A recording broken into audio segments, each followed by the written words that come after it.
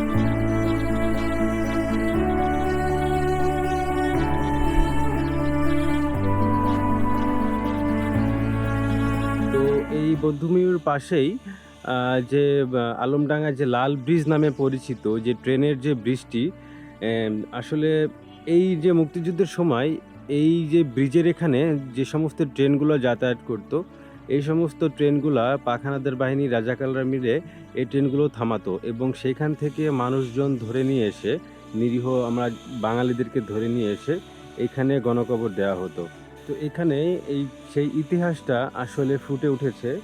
এই যে আমি যদি আপনাদেরকে একটু দেখাই যে একটু দূরে এই যে মাটির সাথে এখানে কিন্তু এই যে মানুষের যে ভাস্কর্য, মূর্তি ভাস্কর্য এটা কিন্তু তৈরি করে রাখা হয়েছে।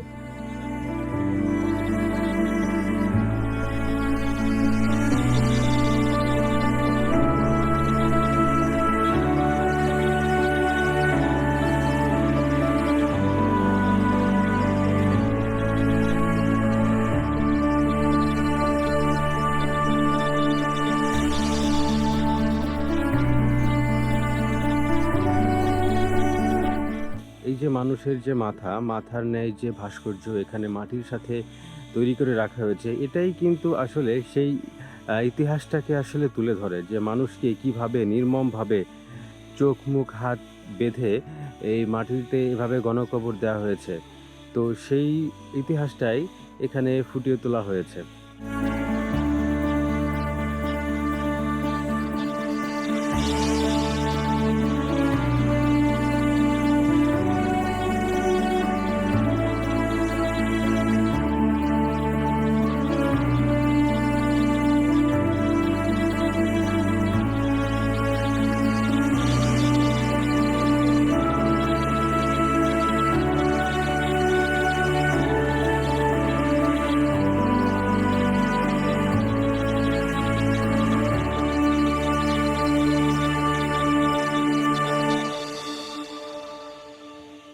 এই যে একটা ভাস্কর্য দেখলেন যেটাতে কিনা দেখা যাচ্ছে মানুষের চোখ এবং হাত বেঁধে যে সমান্তরালভাবে যে শুয়ে রাখা হয়েছে, ওইটা একটা ভাস্কর্য। এবং এখানে যে ভাস্কর্য আমরা দেখতে পাচ্ছি মানুষের হাত এবং চোখ বেঁধে উল্টো করে ঝুলিয়ে রাখা হয়েছে। তো এইগুলো আসলে মানে সেই মুক্তিযুদ্ধের সেই সময়কার সেই যে ঘটে যাওয়া বাঙালিদের সাথে ঘটে যাওয়া সেই জিনিসগুলো আসলে মনে করিয়ে দেয় যে কতটা কষ্ট দিয়ে, কতটা নির্মমভাবে হাত বেঁধে, চোখ বেঁধে, পা বেঁধে এভাবে মানুষকে মেরেছে। এই যে প্রতীকগুলো দেখলে আসলে সেই কথাগুলোই মনে করিয়ে দেয়। এই বধ্যভূমির নিচতলাতেই ছোট্ট একটা জাদুঘর রয়েছে। এইখানে আসলে বেশ কিছু যে ভাস্কর্য রয়েছে সেইগুলো দিয়ে আসলে মুক্তিযুদ্ধের সময়কাল বোঝানো হয়েছে এবং দেওয়ালে মুক্তিযুদ্ধের সময়কার বিভিন্ন ছবি এবং মুক্তিযোদ্ধাদের ছবি এবং সেখানে অবস্থা কেমন ছিল সেটার বেশ কিছু ছবি এই যে এখানে রাখা হয়েছে, আমি আপনাদেরকে দেখাই।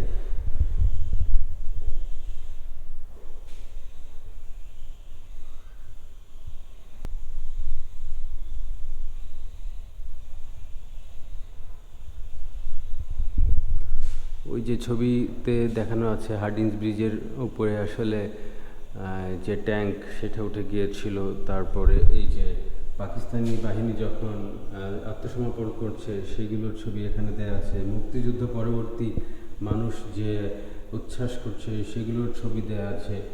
এবং এই যে গণকবরের যে সমস্ত কঙ্কাল সবগুলোর এখানে ছবি দেওয়া আছে। এবং এখানে যে যুদ্ধকার সময়কার যে আসলে ঘটনা প্রবাহ কেমন ছিল সেইগুলোরই বেশ কিছু ভাস্কর্য এখানে রাখা হয়েছে। নারীরা যুদ্ধের সময় অস্ত্র তুলে নিয়েছিল। এই যে ছোট বাচ্চা হাতে বোমা উঠিয়ে নিয়েছে। তারপরে এই যে পাখা হাজার বাহিনী হাত পা বেঁধে চোখ বেঁধে তারপরে এই যে গুলি করছে সেটার স্থির চিত্র। এই যে মা বোনেদেরকে এভাবে হত্যা করে ফেলে রাখা হয়েছে সেটার স্থির চিত্র, সব কিছু এখানে রয়েছে। এখানে নারী বাংলাদেশের পতাকা নিয়ে দৌড়াচ্ছে।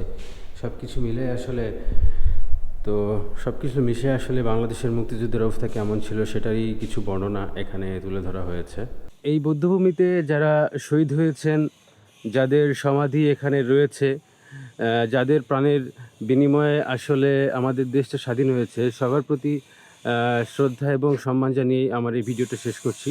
সবাই ভালো থাকবেন, সুস্থ থাকবেন। আসসালামু আলাইকুম।